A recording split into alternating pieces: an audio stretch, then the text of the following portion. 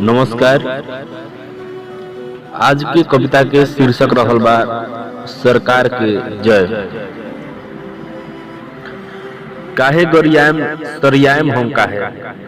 काहे गरियाम सरियाम हम काहे 5 बरस के थुना बा जेल जायम हम काहे चोखा भात खाके धाक छेना के लगाएम चोखा भात खाके धाक छेना के लगाएम सुई दी सरकार सोना जनता में बताएम चोखा भात खाके धाक छेना के लगाएम सुई दी सरकार सोना जनता में बताएम गली के अब रोड के कहेम हाईवे गली के अब रोड के कहेम हाईवे सब निकाय एके भइले जीतेम ना थुथरई में भ्रष्टाचारी सब राष्ट्रवादी भइले लबरा भइले जोगी गलत काम जे उजागर करी मिलल सजाए भोगी भ्रष्टाचारी सब राष्ट्रवादी भइले लबरा भइले जोगी गलत काम जे उजागर करी मिलल सजाए भोगी गलती कर झूठ बोलिए तबहू गुणगान उनकर गायम हो गलती कर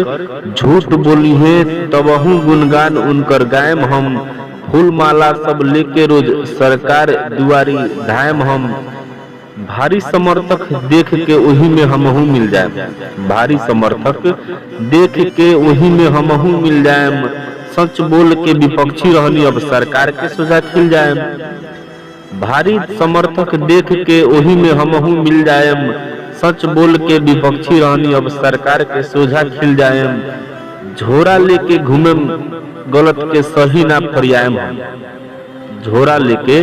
घूमेम गलत सही ना फरियाएम हम जैसे सब सरियले ओ सही अब ना सटियाएम हम झोरा लेके घूमेम गलत सही ना फरियाएम हम जैसे सब सरियले ओ सही अब ना सटियाएम हम कुछो बोलेम सच बताएम लागल रही चिंता भय कुछो बोलेम सच बताएम लागल रही चिंता भय वही कारण अब हमहू करम सरकार के जय जय वही कारण अब हमहू करम सरकार के जय जय। धन्यवाद। नेपाल से प्रकाशित होने वाला एकमात्र भोजपुरी अखबार भोजपुरी टाइम्स दैनिक में प्रकाशित कविता के कुछ अंश सरकार के जय शब्द और आवाज के संगे हम श्याम सराफ।